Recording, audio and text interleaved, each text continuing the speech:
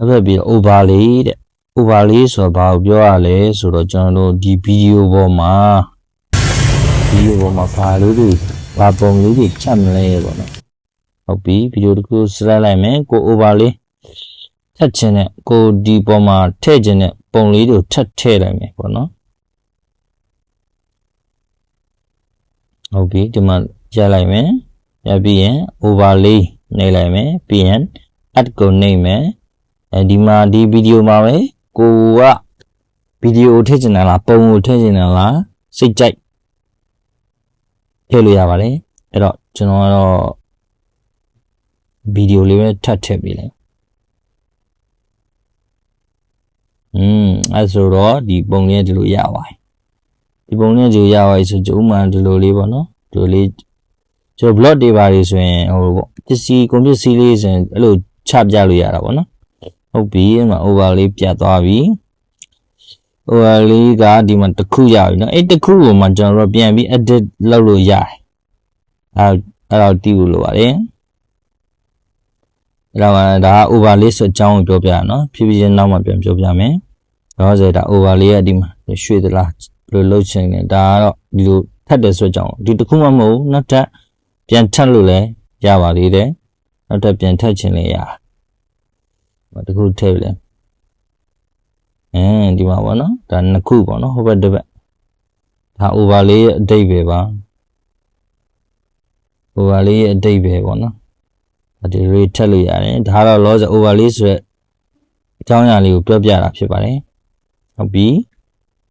အဲ့တော့ overlay ပြင်ဘာလာမလဲပြလိုက်မယ်ဟိုလေ caption ကြဒါတွေကဟိုမသုံးပါဘူးတိတ်ပြီ filter ကအရေးကြီးတယ် filter ကသူကထည့်မယ်ဆိုရင်ကျွန်တော်နှိပ်လိုက်မယ်သူကပြောမယ်ဆိုတော့ဒီ video ရဲ့ color လေးတွေပေါ့နော် color လေးတွေပြောင်းမချင်းမယ်ပေါ့နော် free ရတဲ့ရပဲသုံးလို့ရပါမယ်ဒါဆိုပြောင်းသွားပြီ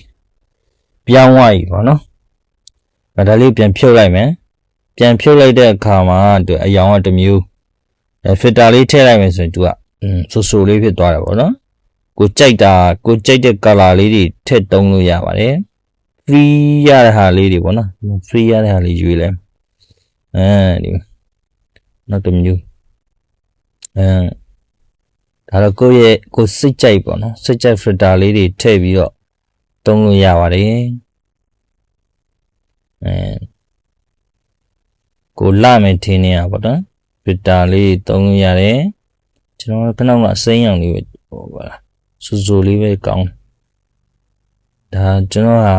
ဗီဒီယိုကဟိုပါဆိုတော့အပင်ကြီးရိုက်ထားတာဆိုတော့လူပုံမဟုတ်တော့လေဟုတ်ပြီစိမ့်လေးရသားပြီစိုးလေးကြိုက်တယ်ကျွန်တော်ဒီ color ကြိုက်တဲ့အတွက်အမှန်ချက်လိုက်ပြီဟုတ်ပြီသူကဒီမှာချိန်လို့လည်းထပ်ရသေးတယ်နော်ချိန်လို့ထပ်ရတယ်ဆိုတာဘယ်လိုလဲဆိုတော့ဒီ filter ကိုထပ်ပြီးတော့ဟုတ်အစအနေထည့်ကျင်တာပေါ့နော် filter စိမ့်လေးဖြစ်ကျင်တဲ့အစတည်းကနေပေါ့ကျွန်တော်စိမ့်လေးလုပ်ထားတယ်ကိုလိုချင်တဲ့နေရာကိုဖြတ်ထုတ်ပစ်လိုက်လို့ရတယ်ကိုဒီနေရာမှာ filter မထည့်ချင်ဘူးဆိုရင်မထည့်လို့လည်းရတယ်ဟိုဒီ filter ကိုလည်းဒီတိုင်းပဲဒါဒီထဲမှာ split တွေပါပြီးစားအဲ့မျိုးပေါ့နော်ဟုတ်ပြီ okay နောက်တစ်ခုတော့မယ် filter မှာကျွန်တော် adjust ပြန်လုပ်လို့ရတယ်နော်နောက်တစ်ခုမတော့ရင်ကျွန်တော်ထပ်ပြောလိုက်မယ်နော် filter ထဲမှာ adjust လုပ်လို့ရတယ်ဒီဟို adjust လုပ်တယ်adjust လုပ်ဆိုတော့ကျွန်တော်ချိန်ညှိမယ်ပေါ့နော်ဒီ filter ထဲဟာမှာကျွန်တော်ချိန်ညှိမယ် adjust ဒီမှာ bright အလင်းအမောင်ကြီးချိန်ညှိရတယ်ဟုတ်ပြီ contrast ချိန်ညှိရတယ် saturation ဒီမှာချိန်လို့ရတယ်ဟုတ်ပြီ subnet တွေထည့်လို့ရတယ်ဟုတ်ပြီဒီမှာ clarity တဲ့ဒါလေးပို့ပြီးဟောဖြစ်တော့ပြီး HSN ဆိုတာကျွန်တော်တို့အဲ့ကောင်ကြတော့ဟိုအချမ်းမြေပဲလောလောဆယ်ပြောထားလိုက်မယ်သူကြောင့်အယောင်ကြီးချိန်တဲ့ဟာပေါ့နော်အယောင်ကြီးချိန်ကြီးရဖြစ်ပါတယ်ဒါကတော့နောက်တင်ကန်းစာမှာကျွန်တော်ထည့်ပေးပါမယ်ဟုတ်ပြီ HSN maybe I'll adjust နော်အများကြီးပဲ ပါပါတယ်ဒါတော့ဗီဒီယိုတွေချိန်ညှိရဖြစ်ပါတယ်ကာလာချိန်ညှိတာပေါ့နော် highlight တွေတင်ပါလား short ပါလားဒါတော့ကို adjust လုပ်ပြီးလုပ်လို့ရတယ် shadow ညားကျင်လားနေကျင်သလားဟုတ်ကျွန်တော်ဒီ color လေးကြိုက်တယ်ဟုတ်ပြီဒီမှာ white ထဲမလား white point ညားကျင်သလား black ကိုညားကျင်သလားနေကျင်သလားဒါမျိုးပေါ့နော်ပြ temp ဆိုတော့သူကအဝါဘက်ကိုတွားမလားအေးဘက်ကိုတွားမလားပေါ့နော်ဆိုရင်ဒါပူတဲ့ဘက်ကိုတွားမလားနွေးတဲ့ဘက်ကိုတွားသူ့ရဲ့ color လေးကအဲ့လိုလေးပေါ့နော်ကျွန်တော်ကတော့ပုံမှန်မဲ့ထားလိုက်ဟုတ်ပြီပြီးရင်ဒီမှာ fake တွေကြတော့တကြမဲfake မတုံးထားလိုက်တော့ဟုတ်ပြီ VIGNETTED vanish ပေါ့နော်ဒီကောင်ကြတော့သူကဒီဆိုလိုချင်တာဒီဘေးကနေရောပေါ့နော်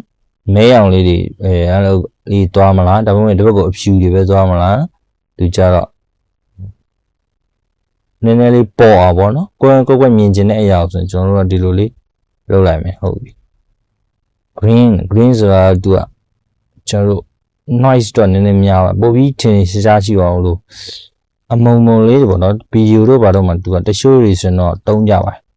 ကျွန်တော်တော့မတုံးပါကျွန်တော်တော့မတုံးအတုံးနဲ့ပေါ့နော် green ပေါ့နော်